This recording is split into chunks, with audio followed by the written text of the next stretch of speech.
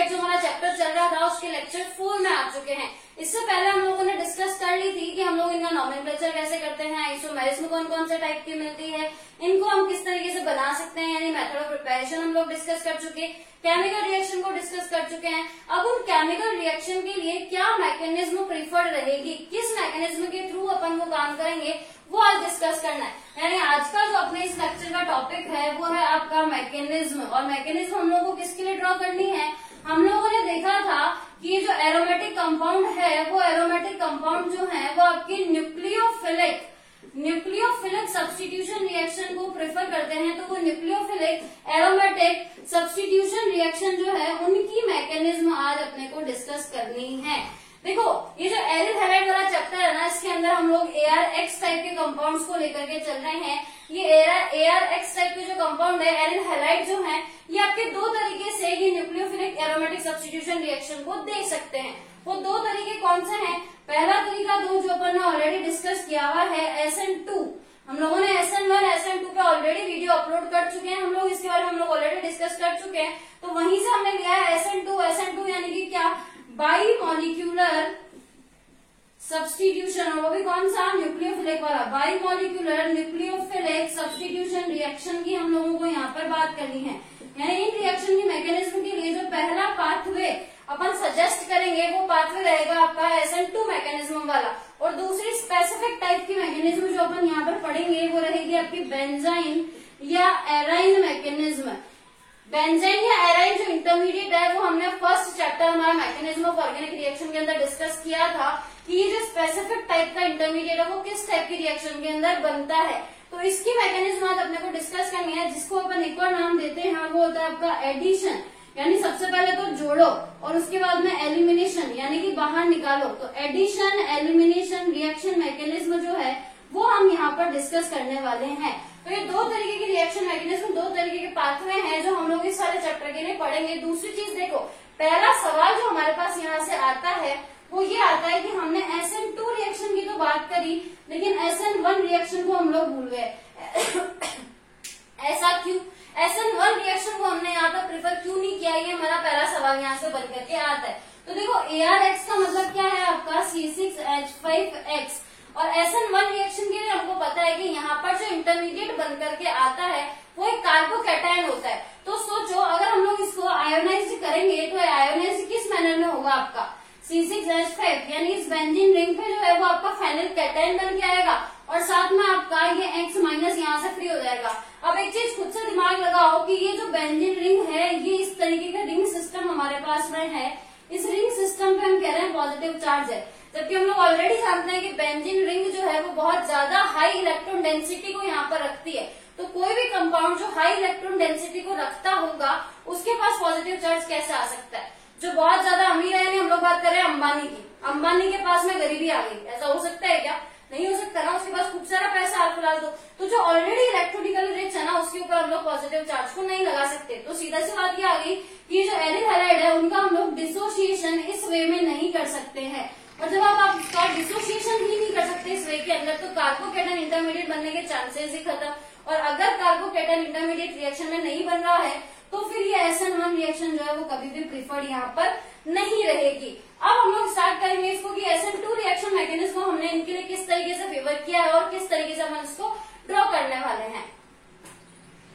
SN2 reaction की mechanism के लिए हम लोग बात करें तो देखो सबसे पहले हमें पता है कि SN2 का मतलब है बाई मॉलिक्यूलर, और ये हम लोग ऑलरेडी डिस्कस कर चुके हैं। बाई मॉलिक्यूलर वर्ड जो है वो कहाँ से आता है, ये वर्ड आता है आपका केमिकल काइनेटिक्स यानी कि रेट ऑफ रिएक्शन से।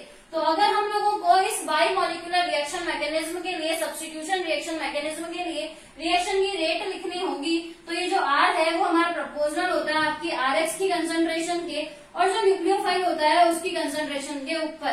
ये वाली जो रेट ऑफ रिएक्शन की इक्वेशन है, ये इक्वेशन हम लोग ऑलरेडी डिसाइड कर चुके हैं एल्किल हैलाइड वाले चैप्टर के अंदर।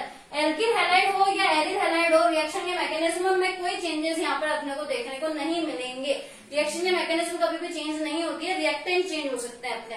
तो ये जो रिएक्शन मैकेनिज्म है वो हम लोग कहाँ से लेकर के आएंगे, इक्वेशन ये हमारा डिसाइडेड है, लिंक आपको डिस्क्रिप्शन में मिल जाएगा, एक बार वहां से आप इसको फिर से रिवाइज कर लीजिएगा। अब देखो जब इस रिएक्शन की मैकेनिज्म के लिए यहाँ पर हमने एल्किल हैलाइड को लिया है और इस जो हमारा चैप्टर है एरिल हैलाइड वाला, इसमें आर कौन है आपका, एयर यानी कि एरिल कंपाउंड होंगे। तो सिंपली हम इस रेट ऑफ रिएक्शन को कैसे चेंज कर देंगे कि यहाँ पर हमें ArX एरिल हैलाइड की कंसंट्रेशन और न्यूक्लियोफाइल की कंसंट्रेशन की बात करनी होगी। तो रिएक्शन ऑफ रेट की, रेट ऑफ रिएक्शन की जो हमारे पास में इक्वेशन आएगी वो मॉडिफाइड इक्वेशन हमारे पास में कुछ इस तरीके से बन करके आएगी। अब सेकंड चीज ये पूछा जाएगा कि इस रिएक्शन के लिए आप एविडेंस दो, इस रिएक्शन के लिए मैकेनिज्म ड्रॉ करो कि ये जो बेंजीन रिंग है इसकी जो स्टेबिलिटी है उसके ऊपर कोई इफेक्ट नहीं पड़ना चाहिए। तो वो सब हम लोग चेक कैसे करेंगे, इस रिएक्शन के मैकेनिज्म को ड्रॉ करके। तो चलो अपन जल्दी से ड्रॉ कर लेते हैं इस रिएक्शन की मैकेनिज्म को।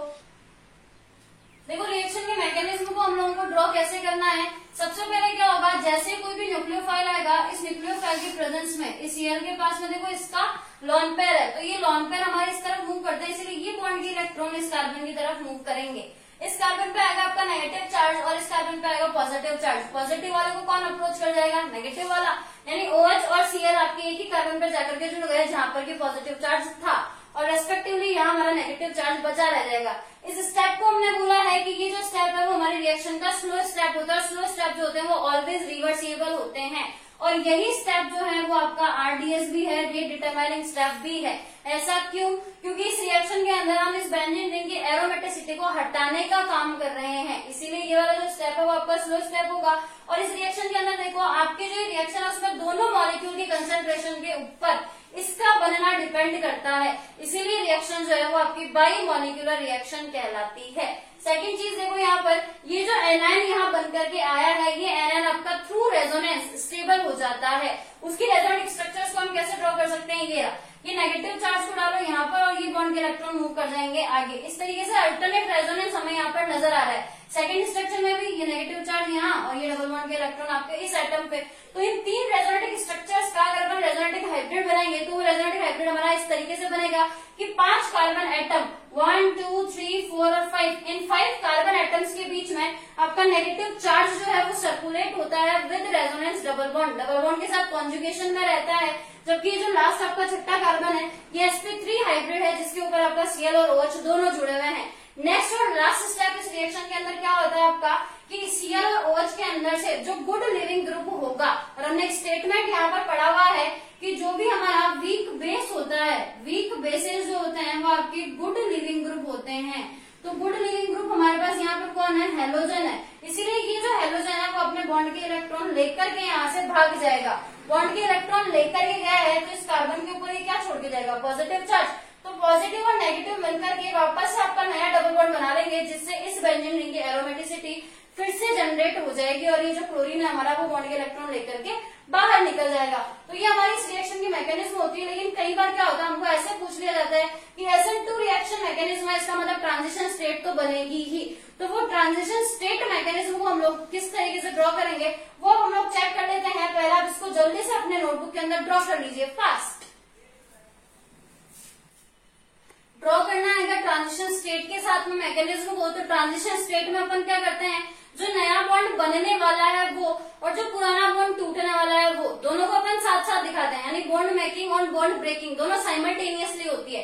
तो क्या करना है यहाँ पर, ये रहा हमारा OH माइनस न्यूक्लियोफाइल। जो न्यूक्लियोफाइल आपका इस बेंजीन रिंग को अप्रोच करने वाला है, इस बेंजीन रिंग को जैसे ही ये अप्रोच करेगा ये जो हमारा 6 स्टेट है, एरोमेटिक रिंग का जो 6 स्टेट है वो ब्रेक होने वाला है और साथ ही ये जो OH वाला न्यूक्लियोफाइल वाला बॉन्ड है वो बनने वाला है। तो हमने ये बॉन्ड ब्रेकिंग और मेकिंग दोनों साथ साथ दिखा दी। तो ये हमारा पहला ट्रांजिशन स्टेट यहाँ पर बन करके आ गया। सेकंड हमने क्या किया, ट्रांजिशन स्टेट जैसी बन करके आएगी उसके बाद में एक इंटरमीडिएट स्टेट हमारे पास बन के आएगी।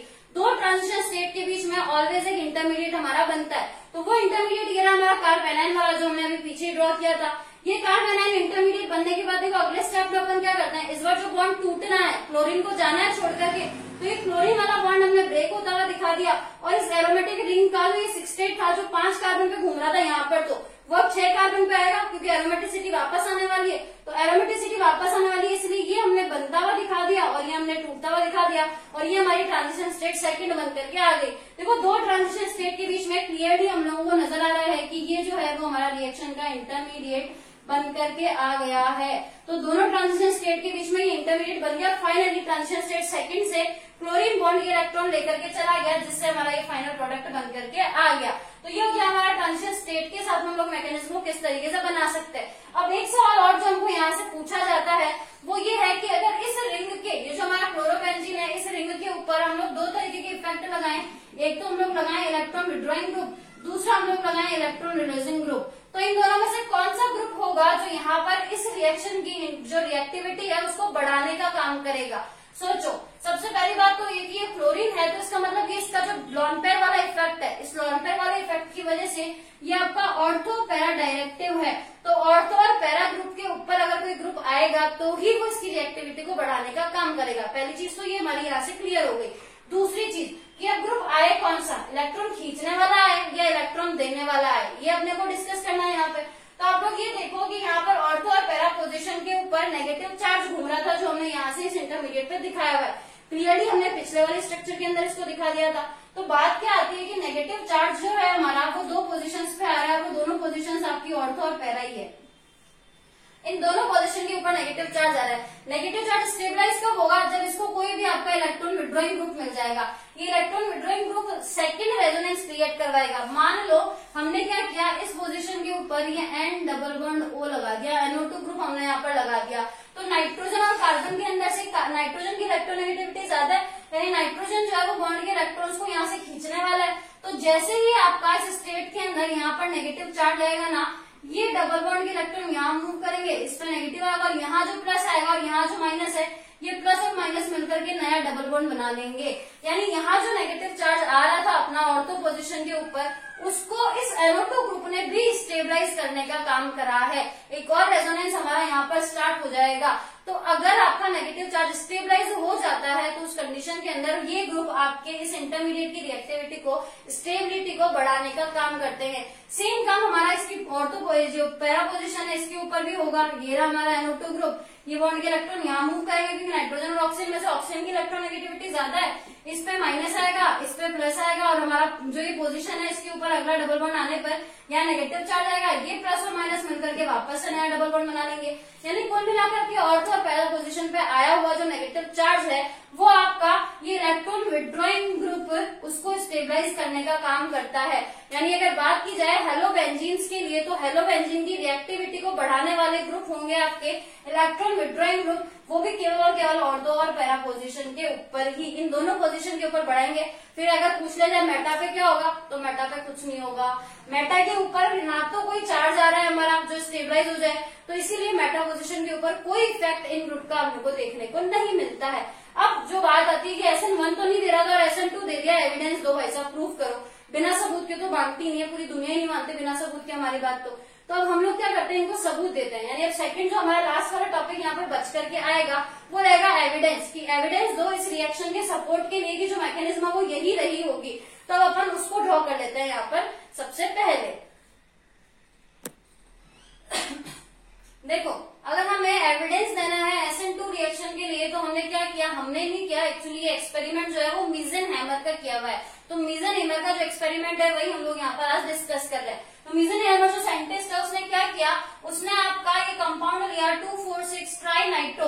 नाइट्रो कंपाउंड यहाँ पर क्यों लगाया, क्योंकि अभी भी बात करी थी कि इलेक्ट्रॉन विड्रॉइंग ग्रुप जो होंगे, जो बेंजीन से इलेक्ट्रॉन अपनी तरफ खींचेंगे, उस रिंग को डीएक्टिवेट करने का काम करेंगे, वो जो ग्रुप है वो रिएक्टिविटी को बढ़ाने का काम यहाँ पर करेंगे।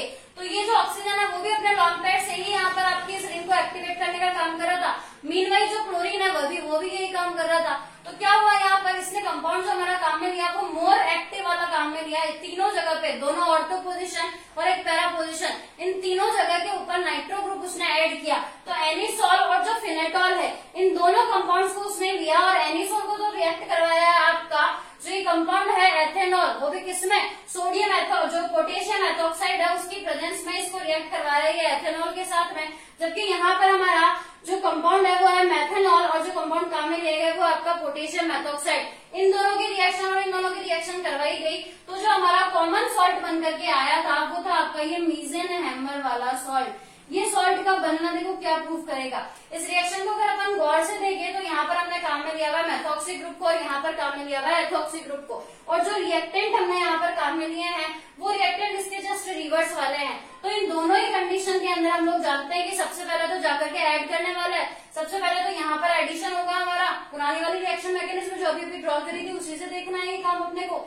यानी इस पे उस छठे कार्बन पे ये जो दोनों ग्रुप है जो हमने यहाँ पर काम में लिया है वो ग्रुप बी और जो हमारा यहाँ पर है ये ग्रुप बी, ये दोनों ही ग्रुप रहेंगे यहाँ पर। जो हमारा इंटरमीडिएट बनकर के आएगा उसमें फाइनल प्रोडक्ट के अंदर यहाँ से जो गुड लिविंग ग्रुप होगा वो निकल करके बाहर चला जाएगा। तो ये जो इंटरमीडिएट है, इस इंटरमीडिएट के अंदर देखो आपके यहाँ पर दो कंपाउंड आ रहे हैं, ट्रांजिशन स्टेट बन करके आ रही है, जिसके अंदर एक जो sp2 हाइब्रिड कार्बन था वो आपका sp3 हाइब्रिड कार्बन के अंदर कन्वर्ट हो चुका है। यानी यहाँ से हम लोगों को ये प्रूफ मिल गया कि इस रिएक्शन के लिए अगर रेट ऑफ रिएक्शन लिखी जाए तो वो डेफिनेटली आपके मॉलिक्यूल जो भी आपका मॉलिक्यूल है RX ARX उसके ऊपर भी डिपेंड करती है, एज वेल एज जो न्यूक्लियोफाइल है उसके ऊपर भी डिपेंड करती है। तो ये जो रिएक्शन की रेट है उसका बाई मॉलिक्यूलर आना ये प्रूफ कर देता है कि ये जो रिएक्शन है वो आपके SN2 मैकेनिज्म से हुई होगी। सेकंड प्रूफ इसी के अंदर जो अपने को देखने को मिलता है वो ये है कि अगर अपन इस मीसेनहाइमर सॉल्ट का एसिडिफिकेशन करवाते हैं यानी इसको HCl से अपन रिएक्ट करवाते हैं तो ये आपको एज ए प्रोडक्ट इन दोनों का मिक्सचर देता है।